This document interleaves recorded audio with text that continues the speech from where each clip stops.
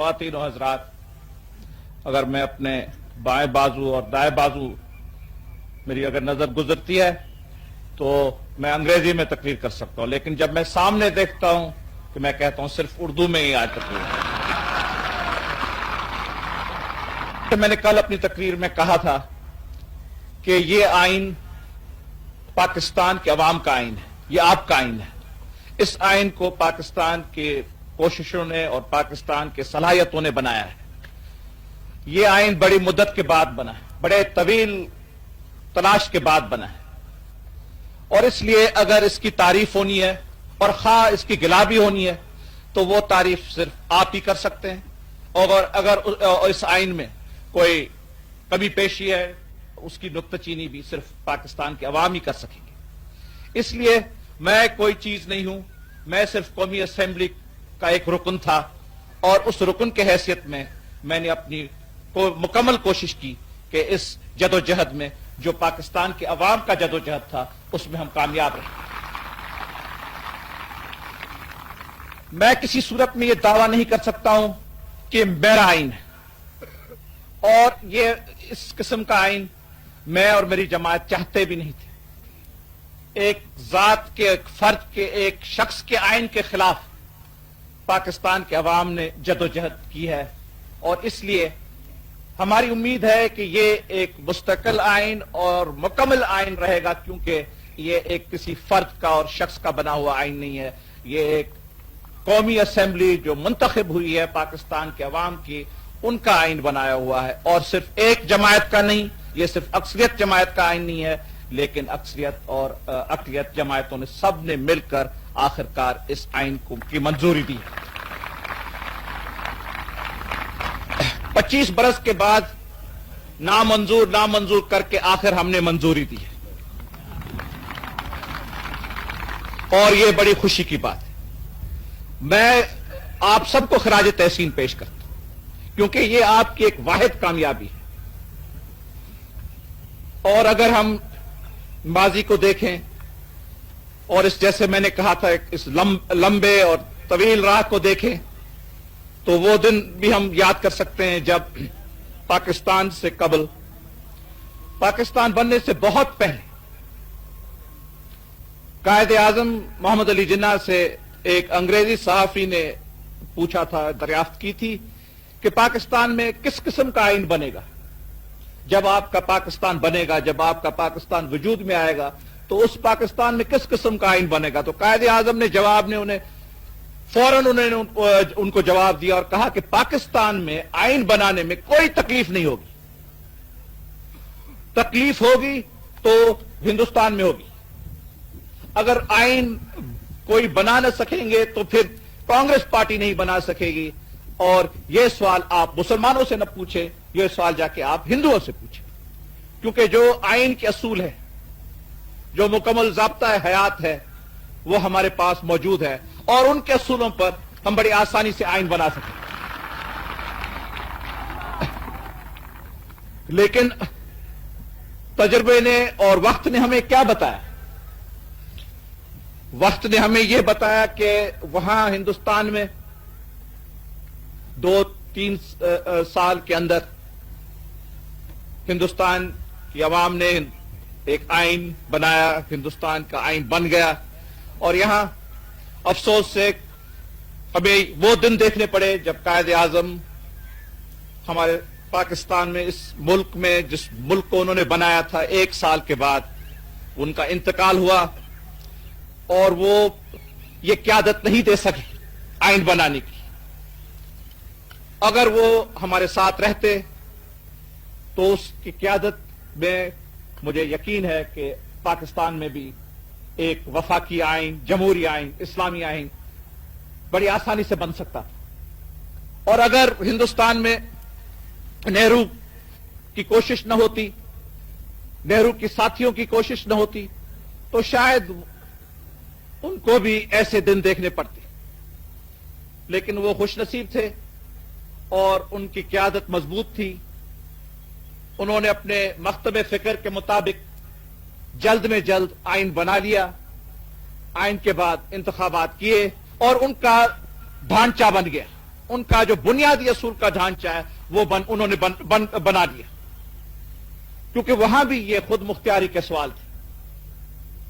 یہاں بھی جو ہم نے یہ باتیں دیکھی اور دیکھتے گئے، اور یہ باتیں ہماری جو بڑھتی گئی اور پیچیدہ بنتی گئی جیسے وقت گزرتا گیا، یہ باتیں ان کے ملک میں بھی تھی، وہاں بھی تھی، یہاں سے زیادہ ان کے پاس تھی۔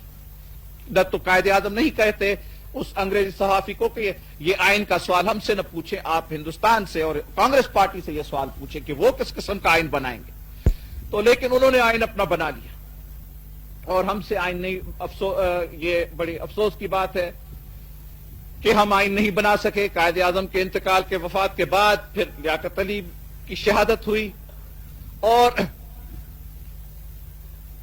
پاکستان بننے کے بعد کچھ 4 سال کے بعد دستور ساز اسمبلی نے بڑا بحث کیا، وہاں بھی بڑی باتیں ہوئی، اور 4 سال کی مدت کے بعد آبجیکٹیوز ریزولوشن دستور ساز اسمبلی نے قوم کو پیش کی۔ بنیادی قرارداد، مجھے یاد ہے اس وقت میں آکسفورڈ میں پڑھ رہا تھا، اور میرے ایک آکسفورڈ کے پروفیسر نے مجھے کہا کہ یہ بڑی افسوس کی بات ہے کہ 4 سال کے بعد آپ کی دستور ساز اسمبلی نے صرف ایک قرارداد پاس کیا ہے، اور اس عرصے میں نہ صرف دستور بن سکتے ہیں لیکن ملک کا تعمیری کام بھی ہو سکتا ہے۔ لیکن اس طریقے سے ہم نے وقت کا تقاضا نہ کیا، اور پہلی کوشش ہماری ناکامیاب رہی۔ جب پہلی دستور ساز اسمبلی کو ایک غیر قانونی فعل سے ختم کیا گیا تھا، اس کے بعد جو دوسری دستور ساز اسمبلی آئی، اس کو در حقیقت میں یہ اختیارات نہیں تھے کہ وہ ملک کو آئین دیں، لیکن اس کے باوجود انہوں نے ایک آئین دیا۔ تو وہ آئین بھی 2 سال کے بعد آپ نے دیکھا کہ اس کا کیا اثر ہوا۔ اس آئین کے بعد 62 کا آئین جو ایوب خان کے وقت میں نافذ کیا گیا تھا، اس آئین کے بنانے میں، اس کمیٹی میں بھی ایک رکن تھا۔ اس زمانے کے وزیر خارجہ بھی اس کے ممبر تھے، اور وہاں اس وقت کے لا منسٹر وہ مشرقی پاکستان کے صاحب تھے، ان کا نام ابراہیم تھا، اور 2-3 اور ایسے ساتھی تھے جو اس وقت کے کابینہ کے ممبر تھے، اور میں بھی اسی کمیٹی میں تھا۔ تو میں آپ کو بتاتا ہوں وہ آئین ہم نے کیسے بیٹھ کے بنایا۔ صبح کو ملتے تھے 9 بجے، اور پھر 12 بجے تک کام کرتے تھے، چائے آتی تھی، چائے بھی پی لیتے تھے، بعد میں پھر چائے کے بعد، کھانے کے بعد پھر ہم 5 ساتھی ملتے تھے، 5 نہیں تو 6، پھر شام کو اس کے بعد 2-3 دن کے بعد صدر مملکت کے پاس آئین لے جاتے تھے، اور وہ کہتے تھے جی یہ چیز مجھے منظور نہیں ہے، اس چیز کی ترمیم ہو، اس کو یہاں کاٹو، اس کو وہاں بڑھاؤ۔ پھر ہم 5 ساتھی بیٹھتے تھے، اور اس آئین کو ہم نے اس طریقے سے بنایا۔ مجھے یاد ہے کہ اس وقت ابراہیم صاحب نے کہا تھا کہ ہم کتنا بھی اچھا آئین بنائیں، یہ کتنا بھی اچھا آئین، کیونکہ اگر 5-6 لوگ صرف آئین بنا رہے ہیں تو وہ تو پھر شاید کوئی اچھا دستاویز بنا سکتے ہیں، کیونکہ اور کوئی رکاوٹ نہیں ہوگی، دوسرے لوگوں کے خیال بھی ان کا دخل نہ ہوگا، تو بیٹھ کر تو بڑا اچھا دستاویز بن سکتا ہے۔ تو انہوں نے کہا، اور میں نے بھی اس بات کا تسلیم کیا کہ جی اگر ہم سب سے اچھا آئین بھی بنائیں، ایسا آئین جو دنیا نے نہیں دیکھا ہے، پھر بھی مشکل ہے کہ یہ آئین چل سکے، کیونکہ پاکستان کا عوام، اس ملک کے لوگ نہیں کہیں گے کہ یہ ہمارا آئین ہے، اس میں ہمارا ہاتھ رہا ہے بنانے، اس آئین کو ہم نے بنایا، اس آئین پر ہماری مہر ہے، اس آئین پر ہمارا پسینہ ہے، اس آئین میں ہماری کوشش کی نظریں ہیں۔ تو جب وہ اس صورت میں، جب وہ ان کی چیز نہیں ہوتی، ان کی بنائی ہوئی چیز نہیں ہوتی، ایک غیر بنائی ہوئی چیز ہوتی، تو وہ کبھی نہیں اس کو کہیں گے کہ یہ ہماری ہے، اس کو کبھی تسلیم نہیں کریں گے، کتنی بھی وہ اچھی چیز ہو۔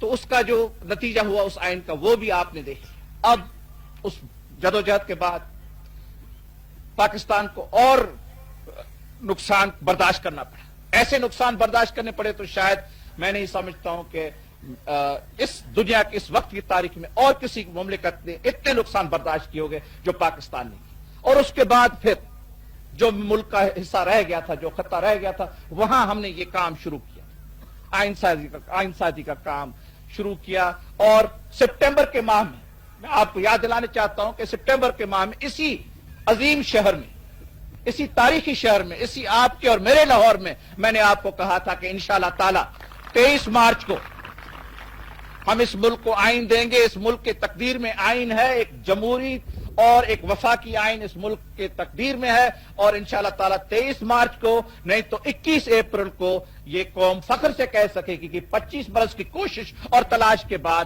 25 برس کی قربانیوں کے بعد ہم نے آخر پاکستان کو آئین دیا ہے. ایک مکمل مستقل آئین ہم نے قوم کو دیا ہے جو پاکستان کے عوام کا آئین ہے.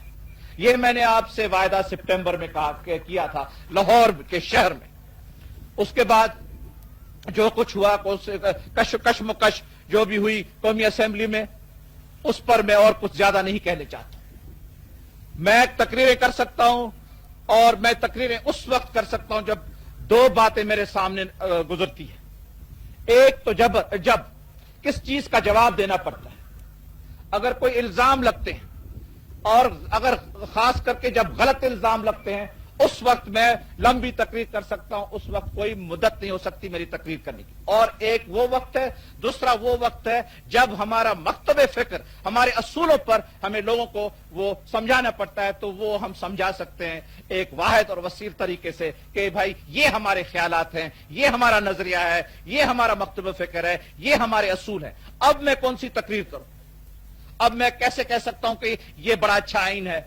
میں کیسے خراج تحسین پیش کر سکتا ہوں اس حکومت کو، کیونکہ اس حکومت نے آئین نہیں بنایا. مجھے معلوم ہے، یہ میرا ایمان ہے کہ آئین ہم نے نہیں بنایا، آئین آپ کا بنایا ہوا ہے. اس لیے میں کل تقریر نہیں کر سکتا تھا، اور آج بھی میں نے زیادہ کی ہے.